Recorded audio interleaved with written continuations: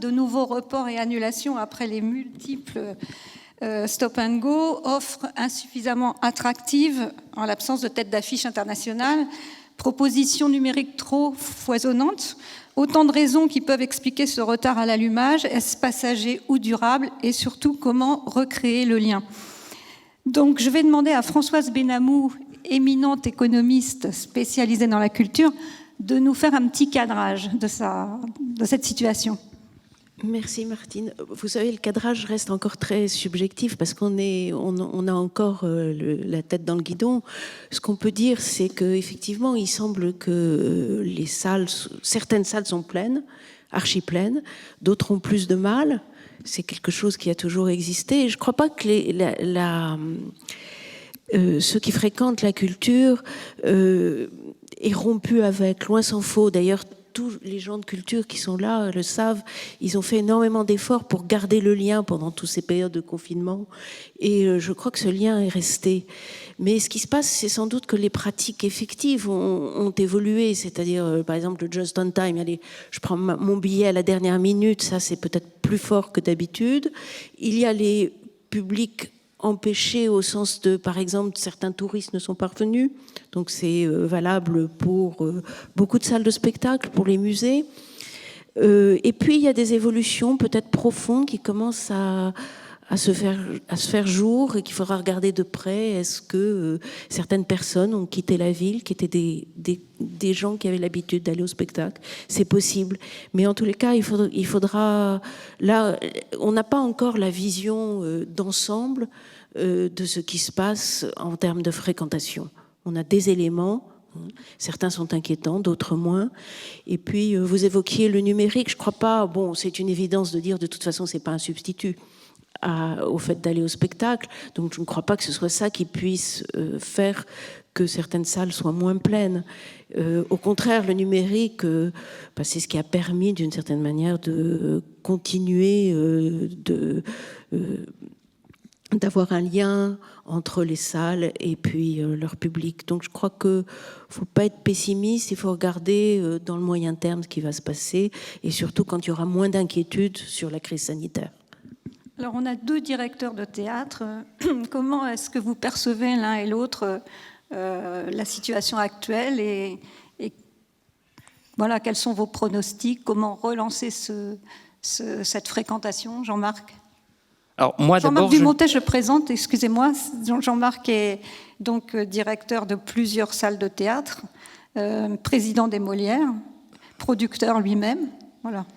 Alors, moi, je ne partage pas du tout le pessimisme ambiant, parce que d'abord, ce n'est pas ce que l'on constate. Et comme vient de dire à l'instant Madame, il y a des spectacles qui font le plein. Si les spectacles font le plein, c'est qu'ils suscitent un intérêt et que le réflexe, heureusement, des spectateurs est toujours présent. Donc ça, c'est un élément vraiment très objectif à mettre en avant.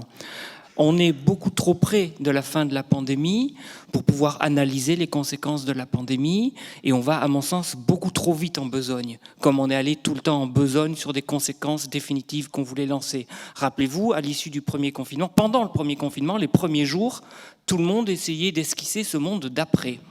Vous vous rappelez, c'était l'antienne générale, c'était le monde d'après. Ça a totalement disparu. On assiste en ce moment à un retour à la normale. Notre temps n'était pas venu, parce que dans un premier temps, les Français, le 19 mai, après 8 mois de privation, ils avaient envie de sortir, d'aller au restaurant, de retrouver des amis, d'aller au bar, d'aller en discothèque pour les plus jeunes à partir du 21 juin. Bref, ils avaient envie de revivre. Et à ce moment-là, et d'ailleurs ça correspondait à une saison de théâtralité qui s'achevait, puisque en juin, notre saison est quasiment terminée, à ce moment-là, le temps n'était pas venu pour les théâtres, d'autant plus que les spectateurs avaient dû subir des reports, des annulations, d'adaptation successifs et permanents et des programmations qui avaient tout le temps évolué. Et on est dans un métier où il y a des délais de commercialisation importants. Depuis septembre, depuis la rentrée, parce qu'il fallait que les gens rentrent, il fallait que la rentrée scolaire s'opère correctement. Rappelez-vous aussi tous les fantasmes, toutes les inquiétudes qu'il y avait autour de la rentrée scolaire.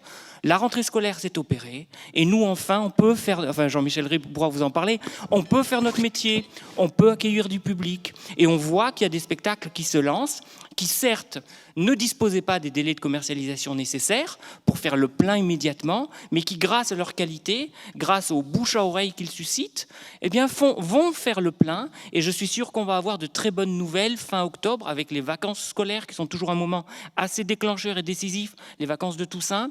Et puis sur cette fin d'année qui nous est toujours propice, moi je suis assez optimiste parce qu'on a la chance dans les théâtres, c'est différent pour d'autres activités, mais dans les théâtres, on a la chance d'avoir des publics qu'on a entretenus, qu'on a travaillé, parce qu'aujourd'hui on a des outils numériques pour ça.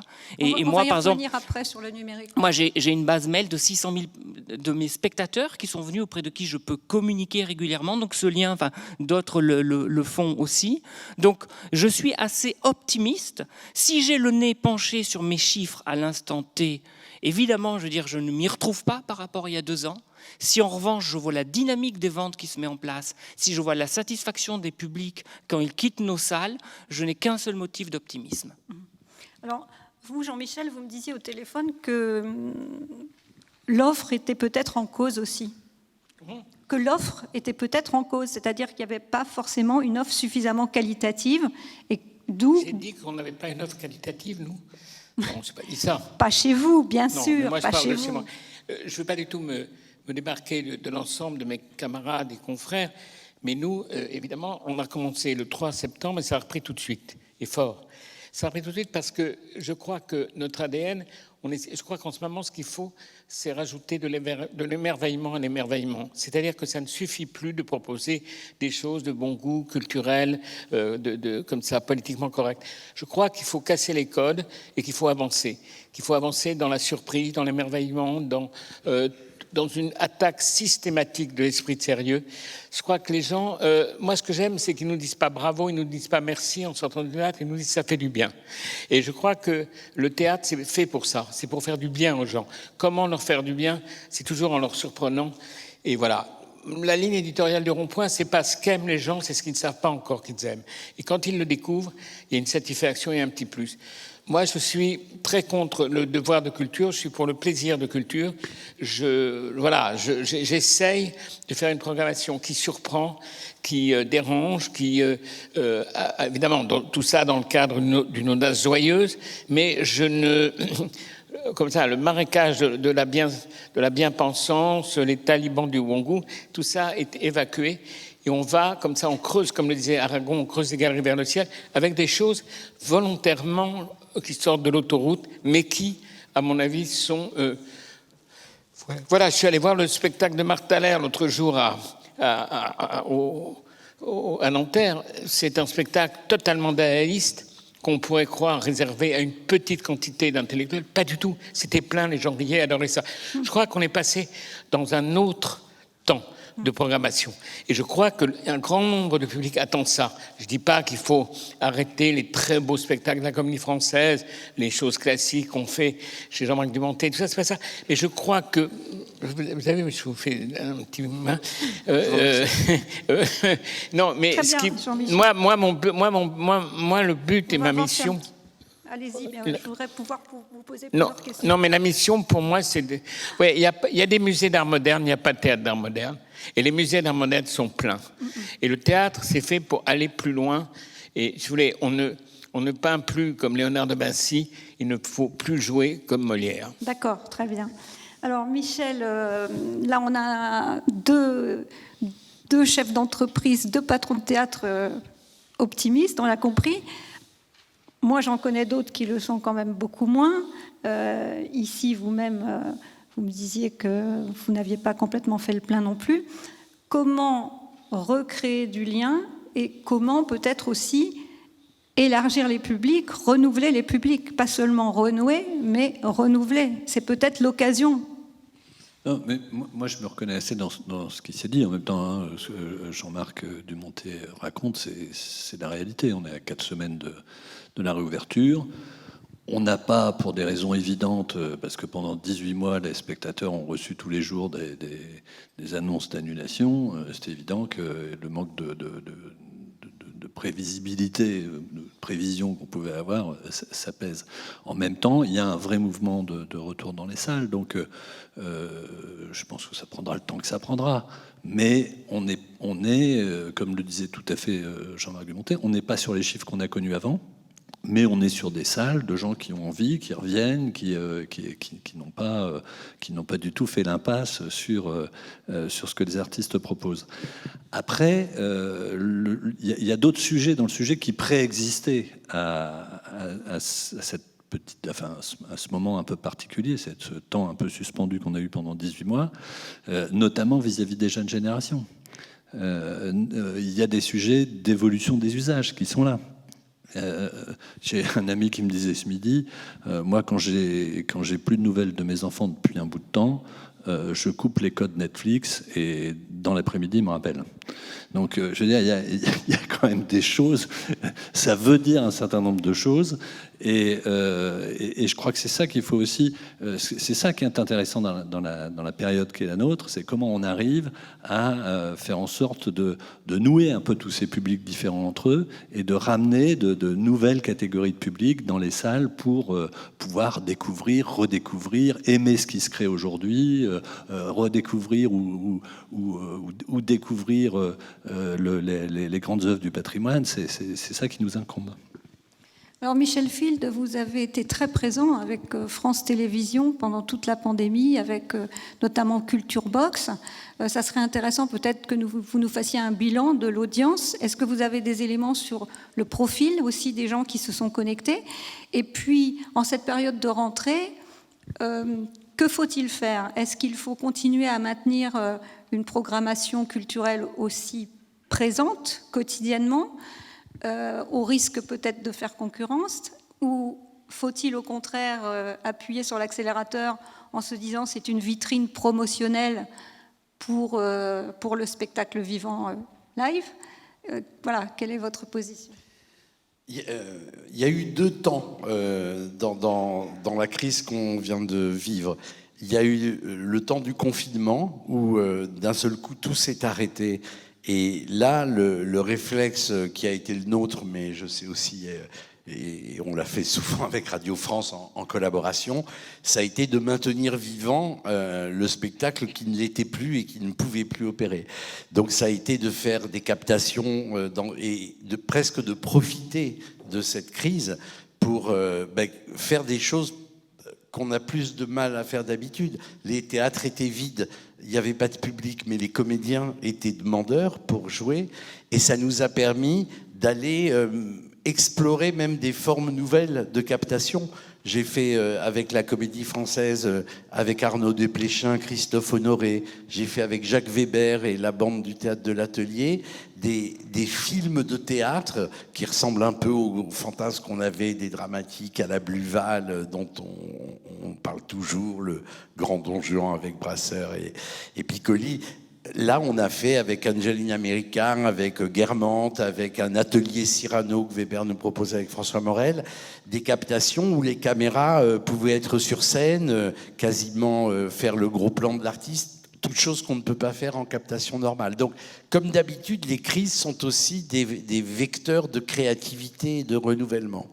Après, une fois que les salles sont revenues, alors ce confinement-là, ça a été du théâtre et de l'opéra en prime time sur les chaînes à un rythme soutenu, avec des audiences extrêmement variées, avec des audiences quelquefois très réduites, mais qui marquaient quand même la nécessité que les amateurs d'opéra puissent voir leur opéra et continuer à profiter de ça. C'était aussi ça le service public, et puis quelquefois des vrais succès d'audience.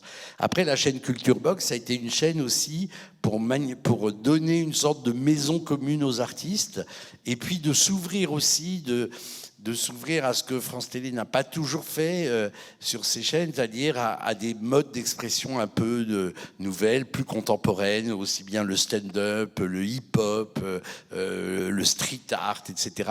Et accentuer peut-être, faire un coup de projecteur sur les jeunes talents, toutes disciplines confondues, que ce soit dans le classique que dans le stand-up ou les arts nouveaux. Et tout ça fait quand même une grosse activité, un bouillonnement et peut-être aussi une réconciliation du monde culturel avec la télévision. Moi, il y a plusieurs acteurs de théâtre qui m'ont dit, voilà, il y a un moment de grâce parce qu'on se reparle sur de bonnes bases. Est-ce qu'il faut arrêter parce que les salles ne sont pas pleines? Certainement pas. D'abord, il n'y a pas de cannibalisation de nos propositions. Souvent, on présente ou des choses qui ne sont plus à l'affiche ou des choses qui sont en fin de parcours en termes d'exploitation dans les salles. Donc, et puis, je pense que c'est comme l'amour, hein, c'est-à-dire que plus on voit du théâtre, plus on a envie d'en voir, etc. Mais est-ce qu'on sait si ça vous a permis de capter...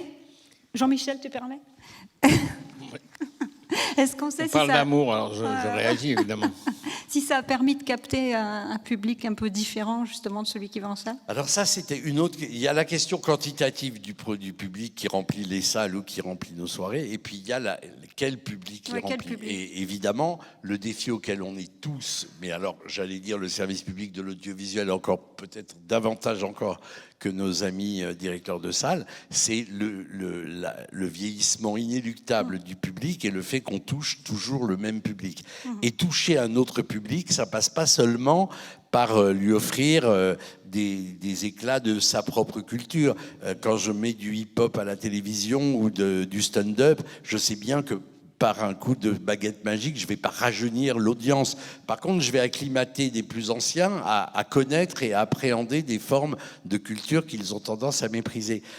Ce qu'il faut faire dans ce domaine-là, c'est aller sur les nouveaux usages et les nouveaux supports. Alors, je ne veux pas du tout entamer la table ronde qui va nous suivre, mais par exemple, avec les partenaires de l'audiovisuel public, on a lancé un média social adossé à Facebook, à Twitter, à Insta, qui s'appelle Culture Prime et qui a des résultats absolument étonnants, c'est-à-dire plusieurs dizaines de millions de vues sur des modules 100% vidéo, 100% culturels, et avec une féminisation et un rajeunissement. L'âge moyen est passé de 70 et plus, qui est l'âge moyen de nos téléspectateurs culturels, si j'ose dire, à 45-50 ans, avec une féminisation du public. Et ça veut dire quoi? Ça veut dire qu'il faut nous remettre en question et aller habiter ces nouveaux supports, ces nouveaux moyens d'échange et de communication, où là, en fait, il faut aller chercher les plus jeunes là où ils sont, et pas penser naïvement qu'on va les faire venir à nous. Non, juste, je constate à peu près la même chose. C'est-à-dire que là, on a eu un très gros rajeunissement dans les salles depuis la rentrée.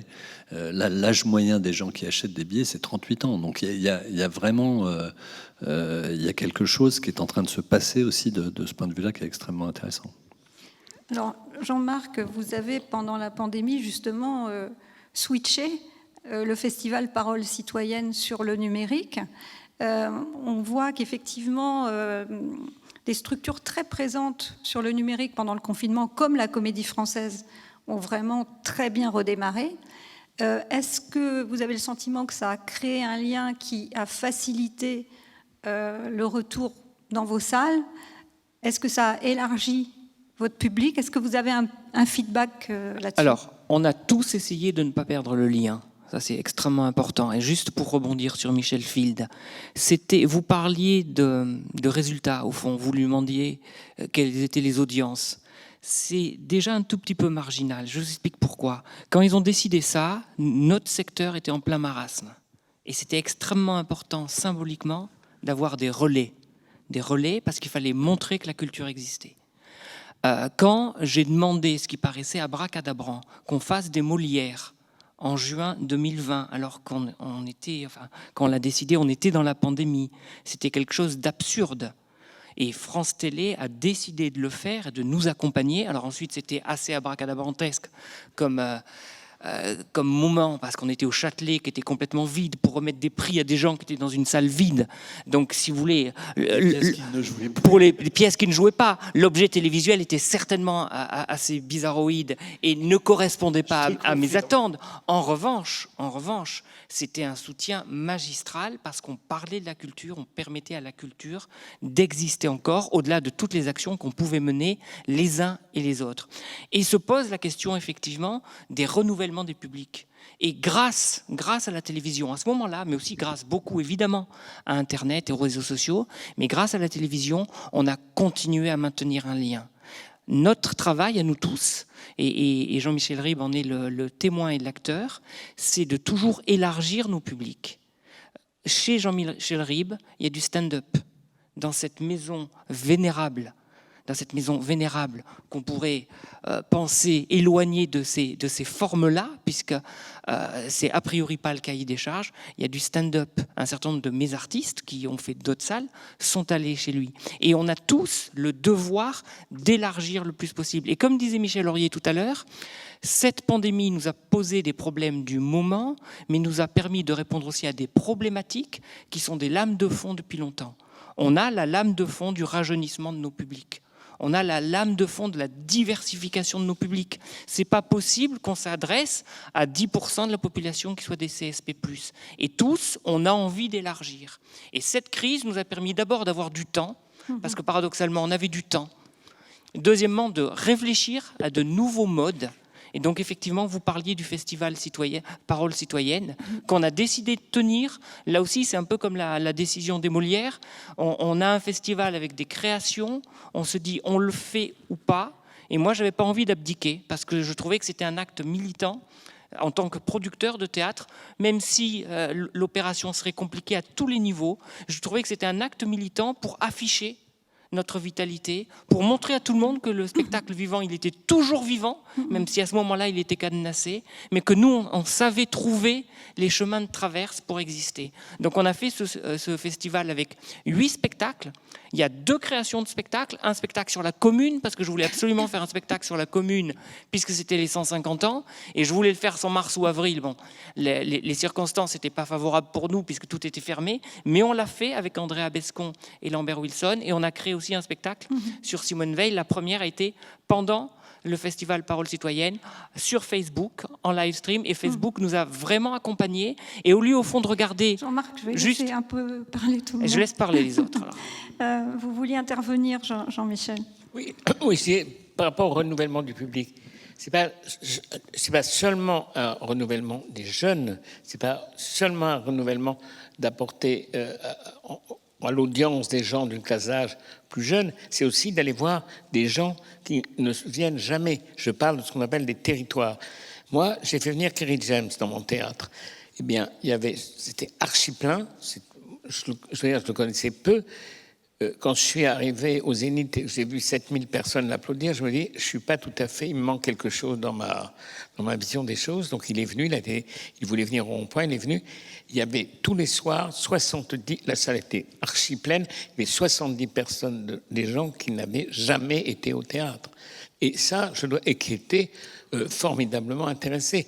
Il y a toute une culture parallèle aussi, qui n'est pas dans nos théâtres ou dans les institutions un tout petit peu ancrée dans une tradition qui échappe à la banlieue, qui commence à s'apercevoir qu'ils peuvent venir, qu'ils ont le droit. Combien de fois on nous a dit « Oh, le théâtre, il faut réserver, il faut s'habiller, tout ça ». Mais tous ces gens-là, il faut aussi les contacter, parce que là aussi, il y a une créativité. Alors, bien sûr, le hip-hop, bien sûr, tout ça, mais plus que ça, ils écrivent des textes, ils font des choses d'improvisation extrêmement intéressants et drôles. Et je crois que ça aussi, il faut les inviter. Je crois qu'il faut déchapelliser, en tout cas sur le théâtre public, déchapelliser les programmes. Merci. Alors, Françoise, je voudrais qu'on revienne aussi sur ce renouvellement les jeunes. L'essentiel de la politique culturelle aujourd'hui de M. Macron, c'est le pass jeune. Voilà. Qu'est-ce que vous en pensez de ce pass jeune, de ce qu'il a donné jusqu'à présent? Est-ce que c'est la panacée? Non, je ne crois pas. La politique culturelle vis-à-vis des publics elle s'est auto-cannibalisée, si je puis dire, avec ce pass qui coûte très cher. 300 € par jeune pour ses 18 ans, pour dépenser de l'argent pour la culture. L'idée, bon, pourquoi pas, moi j'étais partagée pour beaucoup de raisons, mais quand on regarde ce qu'est une politique de la demande, ça peut pas être que ça. Ça peut pas être que ça. Il faut absolument utiliser l'outil numérique, on l'a déjà évoqué, parce que c'est une manière de parler autrement aux gens, d'entrer comme par effraction dans la vie des gens, et peut-être ensuite viendront-ils au spectacle. Mais je rejoins tout à fait ce qu'a dit Jean-Michel Ribes, et c'est très important, c'est-à-dire qu'il faut sortir aussi de cette idée qu'il faut absolument faire venir les jeunes, oui, mais pas seulement les jeunes, et il faut absolument irriguer l'ensemble du territoire avec une offre culturelle très riche, aussi riche que ce qu'on peut avoir. Alors pas évidemment, on n'aura jamais ce qu'on a à Paris, mais il faut réfléchir en d'autres termes, et je crois que les années qui viennent devant nous vont être très différentes. Je le disais au début, on évoque beaucoup, il y a peut-être un peu de fantasme, mais il y a aussi du réel, des déplacements de population, de gens qui vont travailler en télétravail. Ceux qui travaillent en télétravail, ce sont des consommateurs de culture, et ils seront demandeurs aussi d'avoir une offre culturelle là où ils iront. Ça peut donner une nouvelle vie à la culture dans des villes moyennes, dans des territoires un petit peu moins dotés en vie culturelle. Et donc je crois que toutes ces dimensions doivent être développées en même temps pour redonner un peu de comment vous dire, de volonté, de vision à la politique culturelle qui est aujourd'hui un petit peu peut-être décevante, parce que c'est vrai que le ministère de la Culture est obligé de répondre à beaucoup de demandes, et on le comprend, mais ça ne peut pas être que ça. Il faut avoir un peu une vision, se dire mais la culture ça apporte du bonheur, alors comment on fait pour accompagner cela? Et ça c'est extrêmement important. Michel Aurier, est-ce qu'on a un prisme effectivement un peu trop parisien aussi? Oui, souvent en tout cas. Mais il y a deux choses que je trouve très importantes. La première, c'est sur la diversité, ce que racontait Jean-Michel avec Kerry James. Il faut que les plateaux de théâtre, de musique ressemblent davantage aux gens qui sont dans la salle. C'est une condition essentielle pour diversifier les publics. Pendant trop longtemps, on a eu des plateaux complètement WASP qui font que ça tient à l'écart beaucoup de gens du monde du spectacle. Et par exemple, le cinéma a remarquablement réussi cette chose-là. Il y a beaucoup plus de diversité sur les écrans de cinéma qu'il y en a sur les plateaux de théâtre. Ça bouge, ça a beaucoup bougé dans les dernières années. Mais si on remonte 10-15 ans en arrière, il y avait un vrai sujet sur ce plan-là. La deuxième chose, c'est la proximité. C'est-à-dire qu'on a des institutions formidables, mais qui sont toutes dans des métropoles, a fortiori sur Paris, intramuros. Et il y a une partie de la population qui ne vit pas cette culture-là, qui n'a pas ce quotidien-là et qui n'a pas accès à ça. J'ai fait un petit sondage rapide en regardant les programmations symphoniques, puisque à Radio France, on a 2 orchestres symphoniques, un chœur, une maîtrise, etc.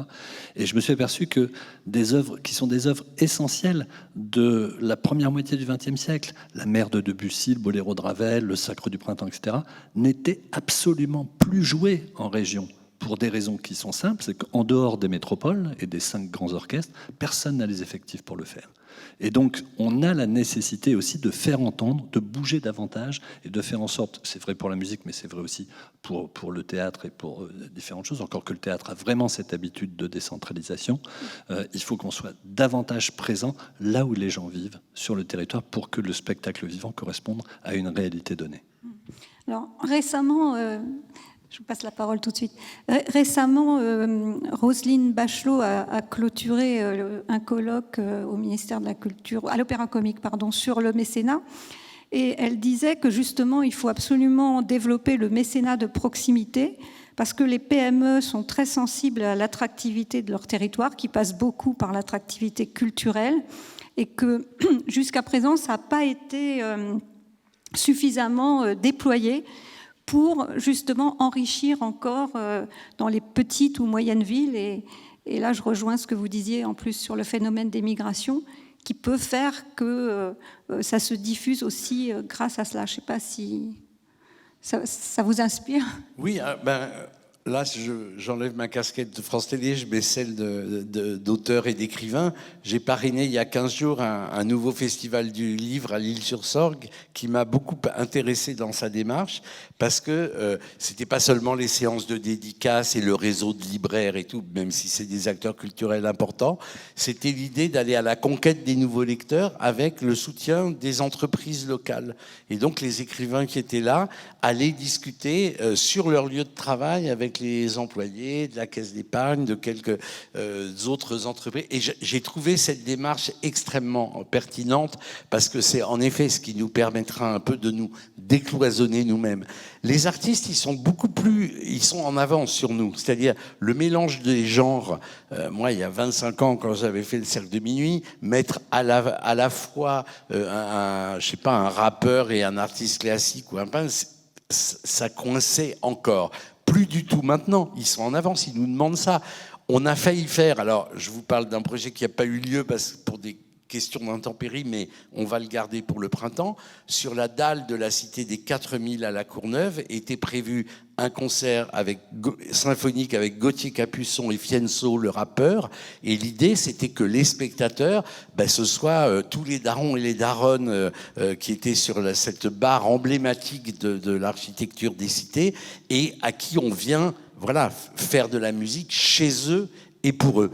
Après, cette nécessité de s'ouvrir, on le connaît à France Télé, hein, je n'incrimine pas les autres. Nous, ça passe aussi par le renouvellement. Qu'il y a de la diversité ici, dans ce plateau et dans vos plateaux en général. Combien il y a de rebeux qui sont directeurs de théâtre, directeurs de maisons d'opéra. Le passage à cette diversité-là, elle se fera aussi, mais on connaît ça dans nos rédactions aussi, hein. La diversité, il faut qu'elle vienne d'en bas, il faut qu'à un moment donné, ce soit pas seulement 2-3 présentateurs alibis, il faut que ce soit les rédacteurs en chef qui soient issus des quartiers de la diversité pour qu'à un moment donné, y compris le regard sur ces lieux-là, change dans notre façon de les appréhender. Et là, il y a vraiment du taf encore, parce qu'on est très, très en retard. Alors, justement, je voulais revenir aussi sur cette notion de... Est-ce que c'est l'offre qui guide la demande ou c'est la demande qui guide l'offre? On en parlait l'autre jour au téléphone. Si on prend l'exemple des musiques actuelles, si on se laisse guider par la demande, on va avoir du rap, des musiques urbaines et de l'électro ultra dominant. Donc comment ouvrir l'appétit en particulier aux jeunes, parce que c'est le public de demain. Non, mais je crois qu'on a tous notre responsabilité, mais il y a aussi une responsabilité des directeurs de centres culturels en région. Ils sont souvent un peu gênés parce que le maire, il faut faire attention. Moi, je crois qu'ils doivent ouvrir, qu'ils doivent avoir moins de frilosité, qu'ils doivent accepter des spectacles qui sont un tout petit peu dans l'audace et qui peuvent peut-être choquer une pensée. Un point de vue de Parisien. Oui. Moi qui ai fait les 2 tiers de ma carrière en région, Jean-Michel, malgré toute l'amitié que je te porte, je dois avouer que c'est un point de vue un petit peu parisien. Non, je suis pas sûr, j'en sais rien, Jean-Marc peut en parler. Nous, on voit bien que ce qu'on propose en tournée, peut-être pas dans les lieux que tu as visités, mais on est parfois repoussé pour des raisons d'audace. Tu vois, c'est tout. Je dis pas que c'est mal, je dis simplement qu'il faut que tout le monde s'y mette.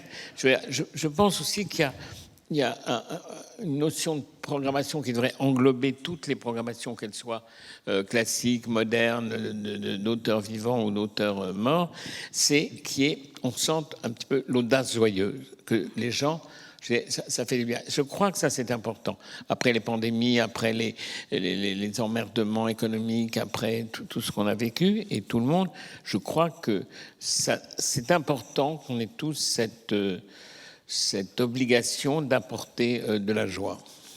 En tout cas, il faut sortir des algorithmes, ça c'est vrai, pour maintenir la diversité. Il faut soutenir l'audiovisuel public, en fait. Hein, parce le pass culture est contre-algorithmique. Oui, absolument. Non. Mais ce que je veux dire par là, c'est qu'il faut vraiment qu'on soit dans une démarche très proactive de ce point de vue-là, pour faire en sorte qu'il y ait le maximum de diversité sur nos antennes, sur nos chaînes de télévision et puis sur nos plateaux de théâtre. Je voudrais pas, pardon, je me rajoute juste un point parce que je voulais rebondir aussi sur le pass culture. Bon, même si dans sa nouvelle forme, il va éviter en effet certains effets pervers de la première version où on pouvait penser que c'était les abonnements exclusivement à Netflix et aux plateformes qui pourraient faire l'objet de ce chèque. Moi, j'ai des échos de libraires qui disent que les jeunes viennent acheter des livres, y compris des BD, des mangas, avec le pass culture. Donc peut-être mais je voudrais pas qu'on résume. Enfin, je suis pas porte-parole du gouvernement. Dieu me tripote, comme disait Pierre Desproges. Mais franchement, la politique du ministère de la Culture, c'est pas seulement le pass culture, c'est quand même une mobilisation des pouvoirs publics pour que ce secteur ne crève pas pendant un an et demi. Et moi, j'aimerais qu'on le rappelle, parce qu'on est quand même, comme souvent, les gens un peu privilégiés se plaignent tout le temps et sans voir juste à côté ce qui se passe. Mais si des centaines et des milliers d'acteurs, de musiciens, d'intermittents n'ont pas été obligés de devenir tous serveurs de bar et tout, comme c'est le cas dans un certain nombre de pays étrangers, c'est quand même beaucoup grâce à l'aide publique. Et franchement, il tout faudra... à fait. Mais c'est un outil très mis en avant quand même pour conquérir des nouveaux publics. C'est pour ça que je voulais dire ça. Et juste une chose, c'est un outil qui ne se fait pas au détriment du reste. Et on voit avec cet effort colossal, parce que quand même c'est 2 fois plus d'argent qu'en Italie, 5 fois plus d'argent qu'en Angleterre, 14 fois plus d'argent en Espagne pour le soutien à la culture pendant ces moments-là, que ce secteur n'est pas par terre aujourd'hui. Et il n'est pas par terre, et en même temps, il y a cette novation qui pour moi est très très importante et intéressante du pass culture, parce que on peut dire qu'on est dans un pays où il y a un maillage territorial, je parle pour le théâtre, un maillage territorial extraordinaire qui permet dans beaucoup de lieux, de petites villes, d'avoir un théâtre municipal qui est abondé d'ailleurs par les municipalités. Elles ont un vrai rôle à jouer. Si on attend tout l'État, ça ne marchera pas. Il y a aussi les collectivités locales. Il y a un vrai maillage pour que la culture puisse résonner partout. Et en plus, il y a un nouvel outil, parce que il y a un outil de création fort dans ce pays, il y a un maillage territorial très fort, et il y a un nouvel outil qui était incomplet tant que les enseignants n'accompagnaient pas les enfants. Là, dans la nouvelle mouture du pass culture, les enseignants vont accompagner les enfants. Parce qu'effectivement, donner un chèque, si ce n'est pas accompagné, ça ne sert pas à grand-chose. Si ça permet à des enseignants de faire découvrir des spectacles, c'est extrêmement utile. Et ça, c'est une nouvelle corde. Nous avons nous-mêmes des politiques à mener pour aller chercher des publics, mais le public aussi, et c'est la demande, on parlait de l'offre ou de la demande, là c'est la demande aussi qui va pouvoir se mobiliser, donc c'est un outil supplémentaire qui n'est pas au détriment du reste. Le budget de la culture n'a pas baissé parce qu'on aurait créé ça, c'est en plus, et c'est nécessaire parce qu'il faut que tout le monde se saisisse de la culture, et donc c'est une porte ouverte, et comme le disait Jean-Michel Ribes, effectivement par moment, les gens nous disent « on ne savait pas qu'on avait le droit d'entrer dans vos théâtres ». Et c'est tout à fait incroyable. J'avais fait une pièce, Les monologues du vagin, jouée par des ministres, c'était une drôle d'idée, mais on avait fait venir des dames qui venaient de Trappes. Elles n'étaient jamais venues dans un théâtre. Et j'étais au spectacle dont parlait Jean-Michel Ribes, et c'était tout à fait incroyable. Et les 70% du public étaient des gens qui n'avaient jamais fréquenté. Donc nous, on a vraiment des efforts à faire. Nous, directeurs de théâtre, on doit s'ouvrir davantage, aller voir toutes ces formes de nouvelles cultures qu'on ne connaît pas forcément, qui ne sont pas dans nos radars. Et c'est un effort collectif à mener. Très bien, ça sera le mot de la fin, je crois.